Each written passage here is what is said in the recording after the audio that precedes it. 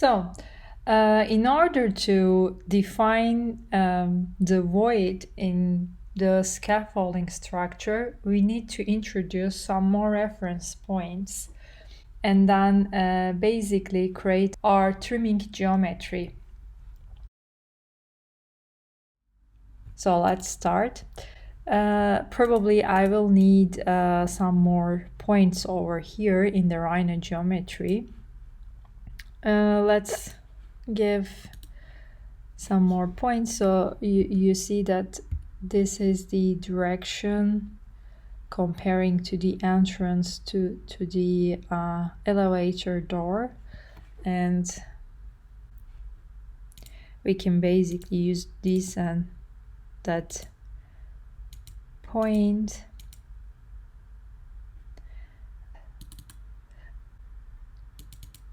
We can create a simple orientation through the scaffolding.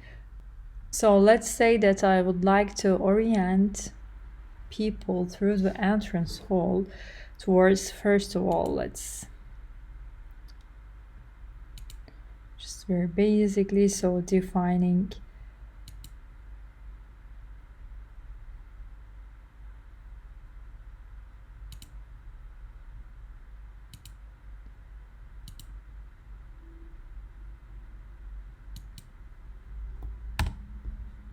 something like this. So when a person enter at this part, should be given the direction towards to the staircase over here, let's say, and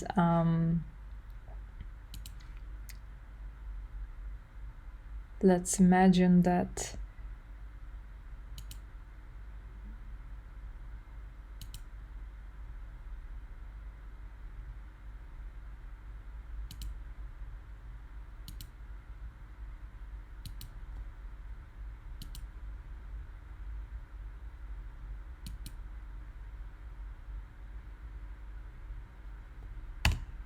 and as well that first over here and then through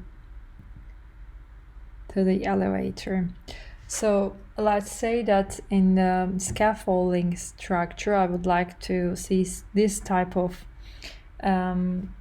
void, like a kind of an amorph corridor, and then we can actually define these curvatures in Grasshopper, getting references from the site.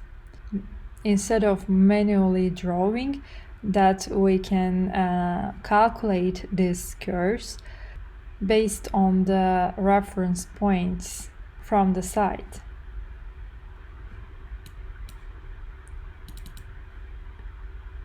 Yeah, even it's so let's say select these ones. I just draw it for the sake of showing. Let's go Bezier span, and yeah,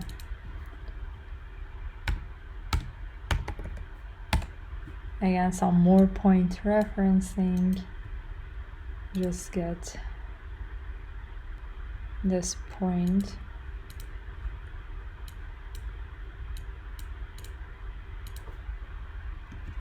just click and just copy and paste, set one point, it's over here, and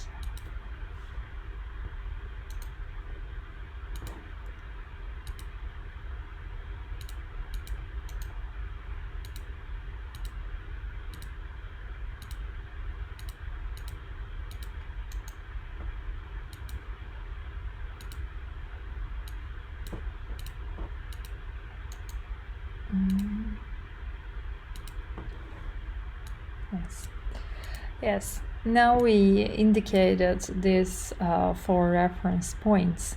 and I'll go middle curve. I will calculate midpoint.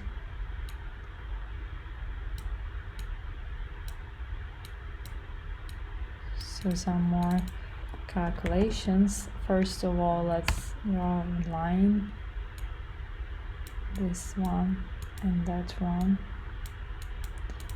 and I calculate the midpoint for that.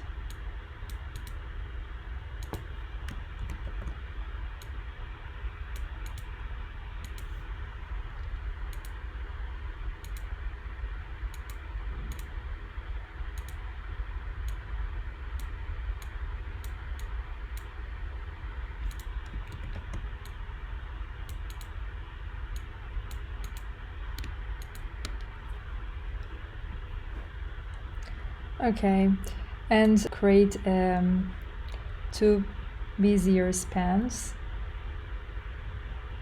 First of all, I need an start point and end point. So I would like to open something like this. So I just go click here. So we need to indicate 2 points, which will be the start and the end point, and then we need to define the tangent for the start and the end points. So first of all, indicating the start point and indicating the end point B and the tangent. So let's look at the plane we're working on. It's an XY plane. So these vectors should be opposite to each other. So unit X and parallel to the x-axis, so that's why it's unit X. And then if we copy paste this one and plug this into here, that we see there is a linear curve, or there is a linear curve created. We would like to articulate this curvature by basically indicating values for vector components.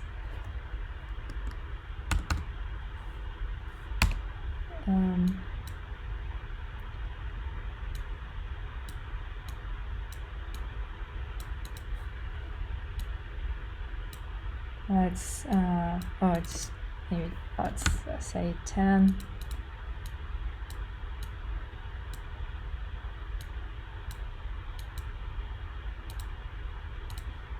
So it doesn't change. Let's say it 10, and they should have been on the opposite sides. So basically I will use the same. Okay, I will copy paste the factor and plug this into negative, so it's -10. So we change the direction of the tangent curve.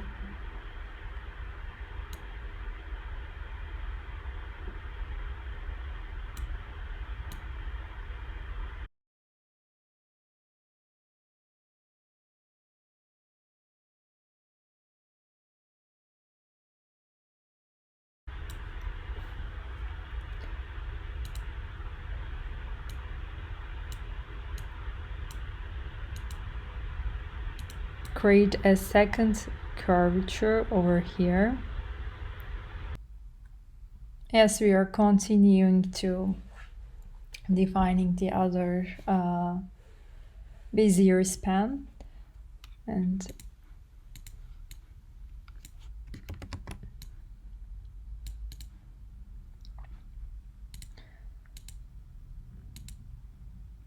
start this time over here, and define the endpoint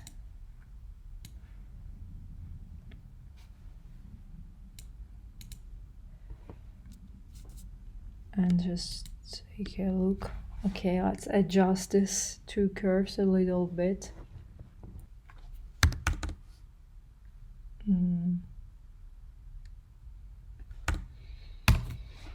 Okay.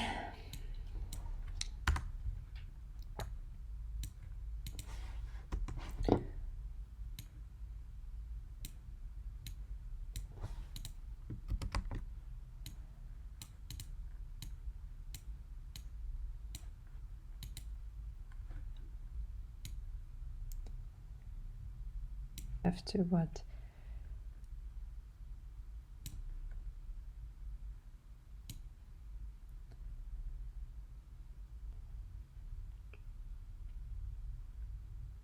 define this point instead of point at the corner here. So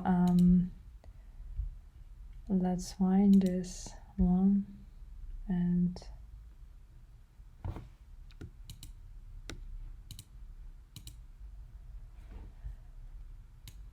my starting, that is correct, and the end.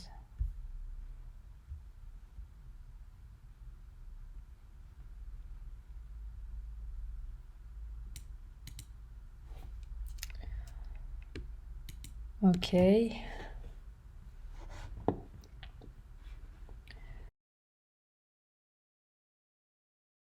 Seems okay to me, just for the sake of showing, so you can more precisely define these curves. You can add more control points to that curve. So basically this is the curve that we defined over here.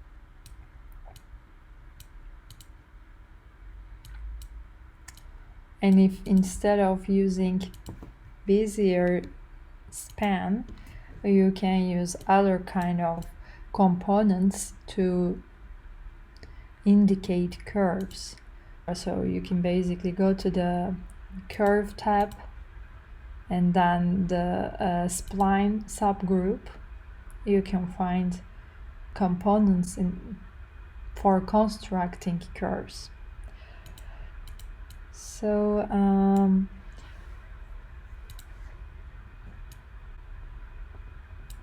if I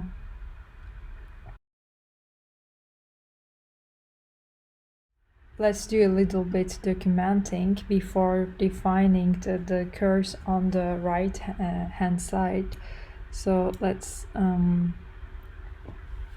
group these components and then name them as reference. Just copy paste this one. So, and then writing here reference points, orientation, entrance, staircase, and elevator. Just some indication.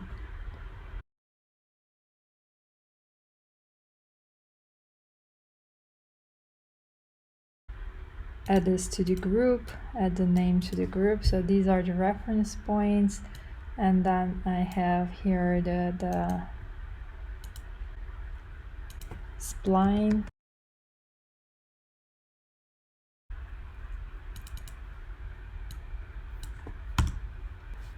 orientation, base, geometry,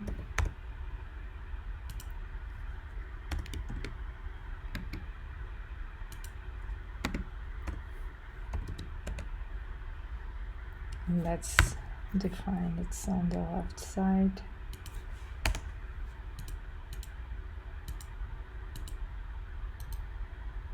Add to the group, Yeah. And yeah, let's do the same for the right side. Defining the points. First of all, just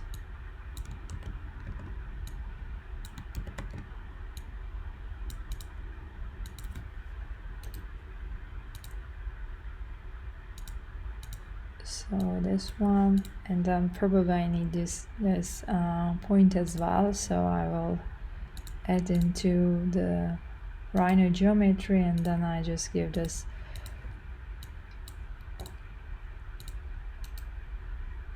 so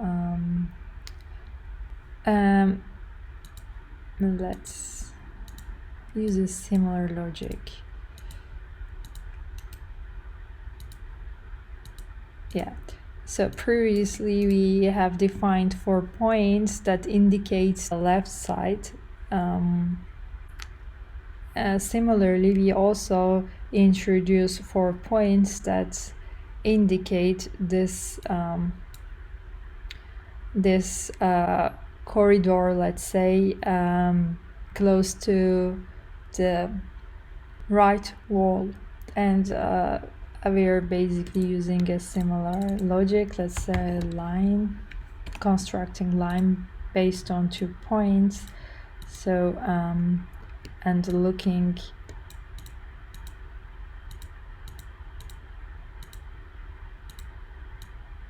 I'll just change this one. So looking calculating their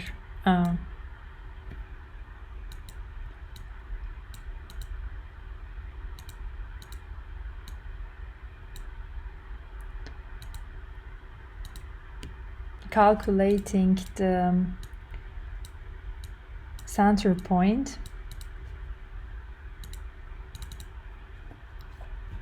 curve middle,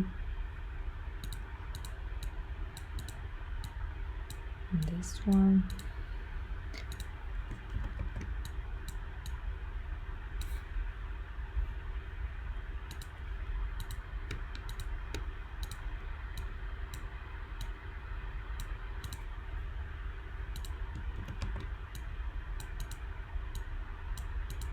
Exactly.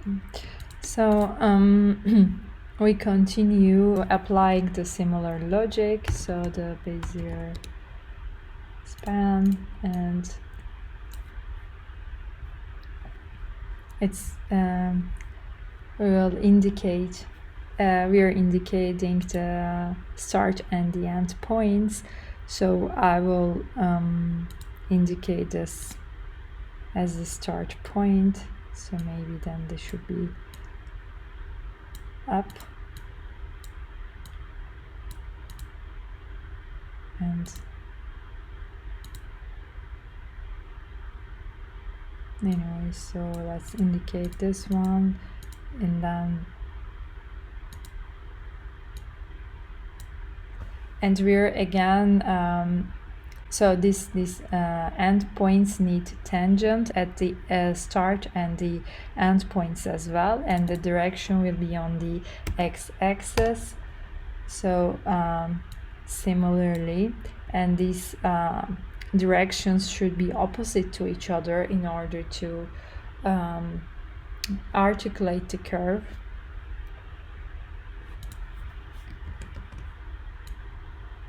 Oh.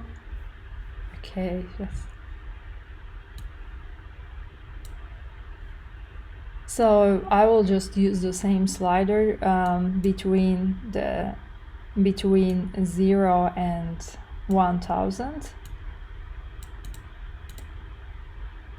So we can just give any number over here, like let's say 40. We will adjust it later, and this vector will go to the start tangent at the start point. So I will just copy paste this one, and now we know that we need to define opposite directions. So I will just use negative component over here and just place it there and drag and plug into and tangent.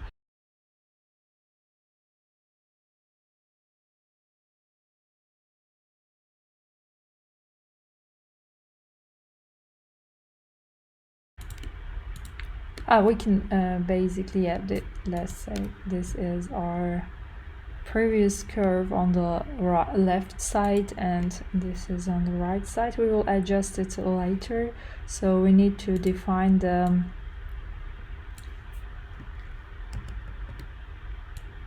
other part of this curve, and let's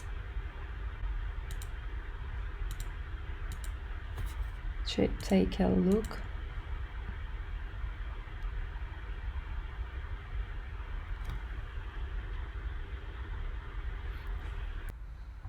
So I've created the first Bezier span over here. I will just copy paste this one in order to indicate the second part. So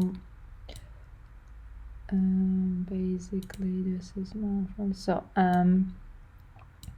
anyways, that I will adjust the cursor later on. So let's see, this is my, and I will indicate the point which is located at the corner of the elevator, at the right corner of the elevator as the end point. So I have this sort of uncontrolled shape, so I will just adjust this sliders in a way that I like. Oops, it should be over here. So what happens if we indicate the end points instead of this one? So I'll just instead of this one, we indicate it like this one. So let's find that one. What is the, yeah, it should be the middle. Yeah, no, yeah, so the middle one. So I will indicate this as the end and the start point. Let's see what happens then.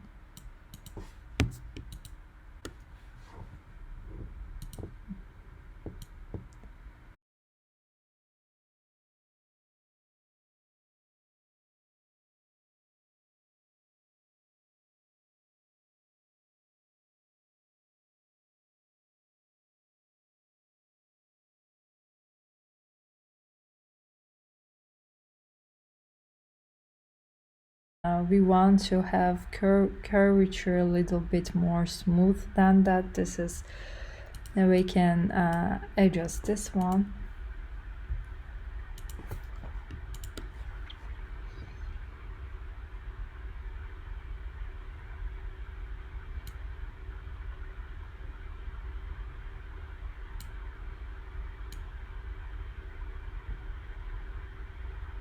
Yeah.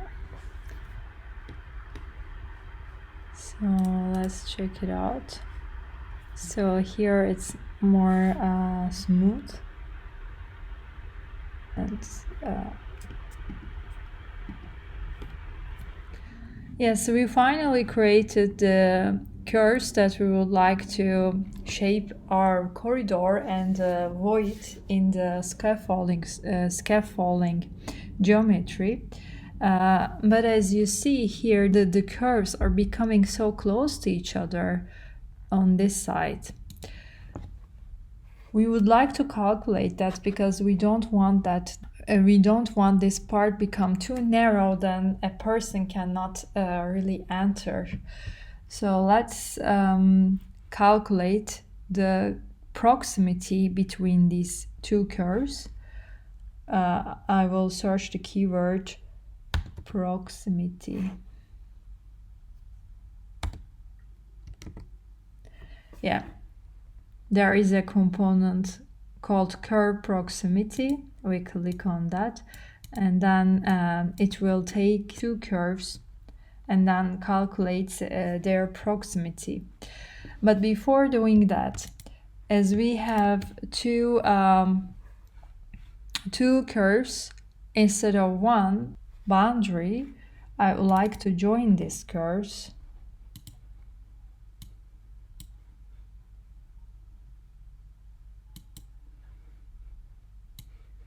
Okay, now we see everything. I will just close this preview for a while, and now we are only looking at the geometry, void geometry we are creating. So okay, I will join this two Bezier span, join curves, just by shift and then inputting here. So now we have one curve instead of two. We will do the same for the join for the right hand side for the second curve. So, and I will calculate the proximity between these two curves. As you see that this component takes two curves and then calculates the closest points and the distance between those points. So panel, I can see what these outputs are.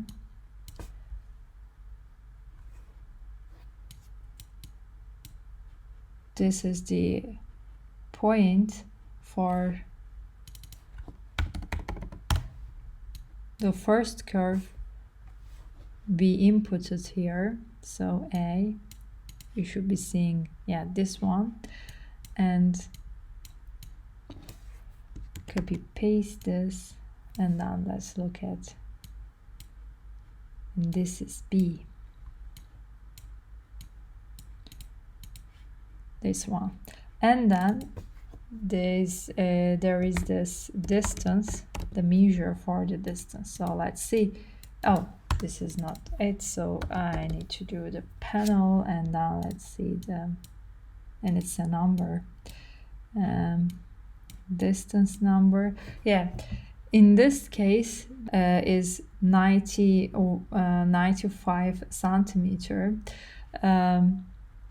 which is okay because this is enough for one person to go through the entrance, but maybe then it's too narrow for if we are talking about an entrance, and it should be more spacious than just like a corridor. So let's try to adjust it. At least it becomes like 120, for instance. And now that we're doing it by hand, let's do it by hand, but then I will show later on how to optimize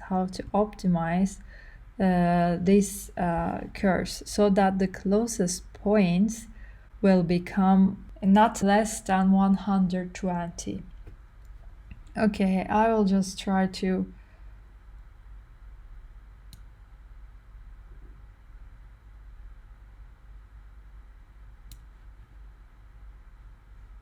adjust it. This is already 100.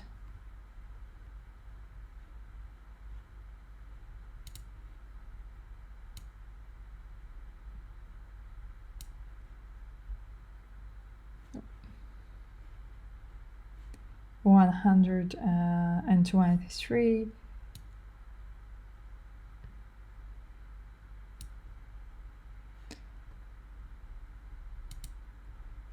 Yeah, let's leave it like this, and then we will optimize these curves later on. But just then we have enough organic movement for the void, for the trimming geometry. Let's group them, and then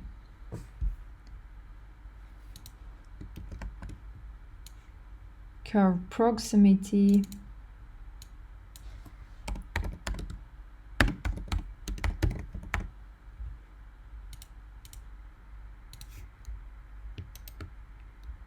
add to the group.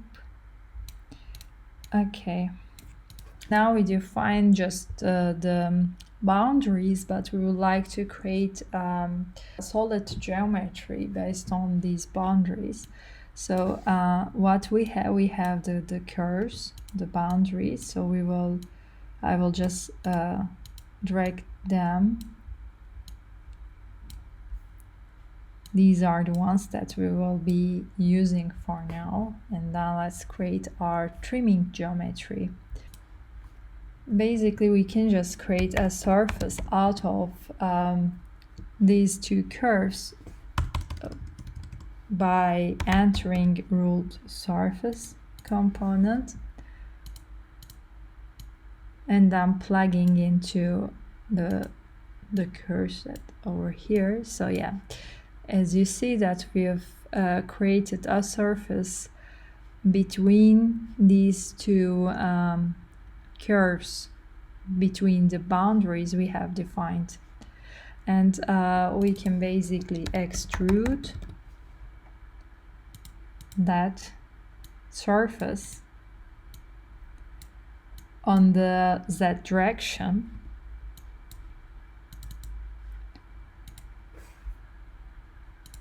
Z. With 300 centimeters. If we define 300 centimeters, it will be extruded from the ground to the ceiling.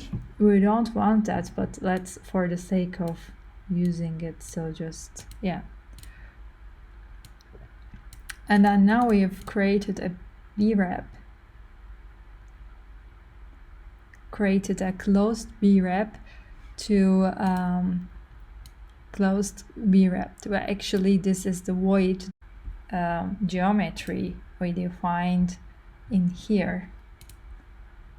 We would like to see the ceiling covered with the scaffolding, so we can just, let's say,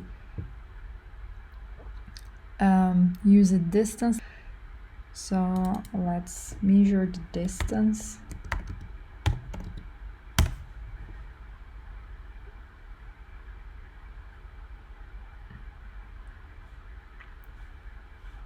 I will just close this preview, so I will just give more references.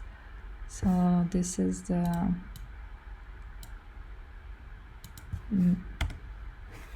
elevator, and this should be the midpoint, I guess. Let's check, or just I'll just click onto that point, and then I should be copy.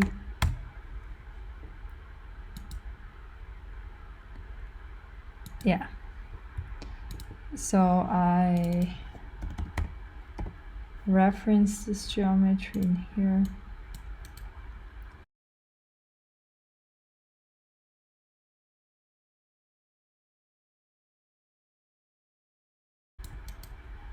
And set one point.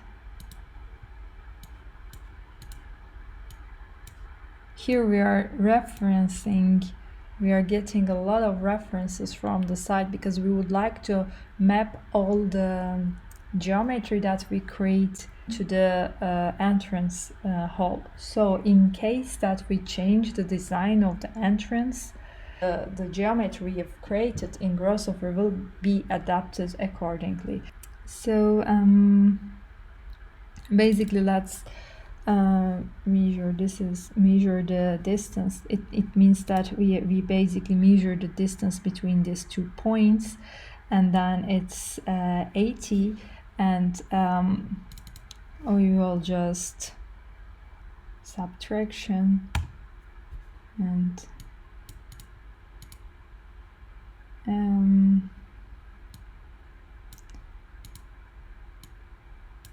this one, and we have, instead of a slider, we just